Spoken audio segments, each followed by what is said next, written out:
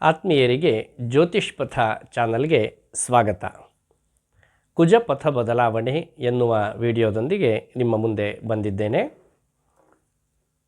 ಕರ್ಕಾಟಕ ರಾಶಿಯವರಿಗೆ ಈ ಕುಜಪಥ ಬದಲಾವಣೆಯಿಂದ ಉಂಟಾಗಬಹುದಾದ ಶುಭಾಶುಭ ಫಲಗಳೇನು ಇದನ್ನು ನೋಡುವ ಕಾಲ. ಆಷಾಢ ಬಹುಳ ಚೌತಿ ದಿನಾಂಕ 2/8/2026 ಸೋಮವಾರ ರಾತ್ರಿ 10:54 ಸರಿಯಾಗಿ ಇದುವರೆಗೆ ವೃಷಭದಲ್ಲಿದ್ದಂತಹ ಅಂಗಾರಕ ಮಿಥುನ ರಾಶಿಯನ್ನು ಪ್ರವೇಶ ಮಾಡ್ತಾ ಇದ್ದಾನೆ. ಆ ಕಾಲದಲ್ಲಿ ಕುಂಡಲಿಯೊಂದನ್ನು ಸಿದ್ಧಪಡಿಸಿದಾಗ ಮೀನ ಲಗ್ನದಲ್ಲಿಯೇ ಚಂದ್ರ, ವಕ್ರಶನಿ ಹಾಗೂ ಮಾಂದಿ ಈ ಮೂರು ಗ್ರಹರ ಸಮಾಗಮ, ಮಿಥುನದಲ್ಲಿ ಕುಜ ಮತ್ತು ಬುಧ, ಕರ್ಕಾಟಕ ರಾಶಿಯಲ್ಲಿ ರವಿ ಮತ್ತು ಉಚ್ಚನಾದ ಗುರು, ಸಿಂಹರಾಶಿಯಲ್ಲಿ ಕೇತು, ಕನ್ಯಾ ರಾಶಿಯಲ್ಲಿ ಶುಕ್ರ ಹಾಗೂ ಕುಂಭರಾಶಿಯಲ್ಲಿ ರಾಹು, ಈ ರೀತಿಯಲ್ಲಿ ಗ್ರಹಸ್ಥಿತಿ. ಕುಜ ರಾಶ್ಯಧಿಪತಿಯಾದ ಬುಧನೊಂದಿಗಿದ್ದಾನೆ. ಕುಜ ಬುಧ ಯತಿ ಯೋಗ ಹಾಗೂ ಶನಿ ಶಶಿ ಯೋಗ.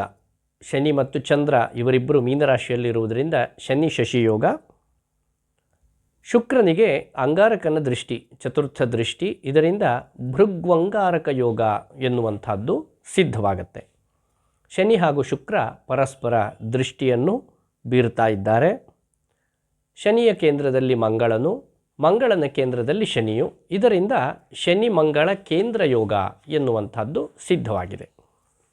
ಈ ಎಲ್ಲ ಯೋಗಗಳ ಹಿನ್ನೆಲೆಯೊಳಗೆ ಕುಜನ ಪ್ರವೇಶ ಕರ್ಕಾಟಕ ರಾಶಿಯವರಿಗೆ ಯಾವೆಲ್ಲ ಫಲಗಳಿದ್ದಾವೆ ಇದನ್ನು ನೋಡುವುದಾದರೆ, ತೃತೀಯದ ಶುಕ್ರ ದೇಹ ಸೌಖ್ಯವನ್ನು, ಮಣಿಲಾಭವನ್ನು ಉಂಟು ಮಾಡ್ತಾ ಇದ್ದಾನೆ. ಸಂಗೀತಾದಿ ಶ್ರವಣ ಸುಖ ಎನ್ನುವಂಥದ್ದು, ಈಗ ಯಾವುದಾದರೂ ಒಂದು ವಿಶೇಷವಾದ ಸಮಾರಂಭಗಳಲ್ಲಿ ಭಾಗವಹಿಸಿ ಆಮೋದ ಪ್ರಮೋದಗಳಿಂದ ಕಾಲ ಕಳೆಯುವಂತಹ ಒಂದು ಯೋಗ ಭಾಗ್ಯ.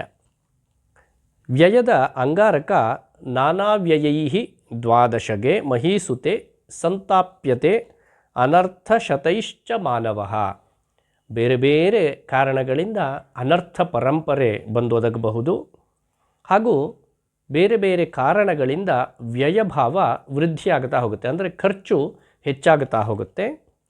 ಹಾಗೆ ಸಂತಾಪ್ಯತೆ, ತುಂಬ ಸಂತಾಪಕ್ಕೊಳಗಾಗುವ ಸ್ಥಿತಿಯನ್ನು ಅಂಗಾರಕ ತರ್ತಾ ಇದ್ದಾನೆ.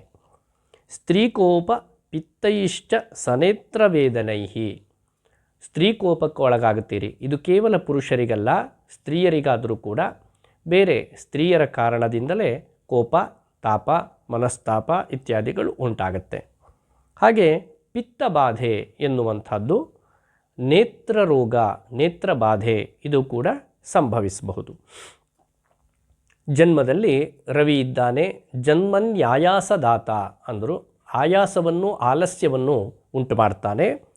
ಹಾಗೆ ಮಾರ್ಗಕ್ಲೇಶ, ಬುದ್ಧಿಜಾಡ್ಯ, ಸ್ಥಾನಭ್ರಂಶ ಇದು ಜನ್ಮದ ರವಿ ಹಾಗೂ ಗುರು ಕೊಡುವಂತಹ ಯೋಗಗಳು.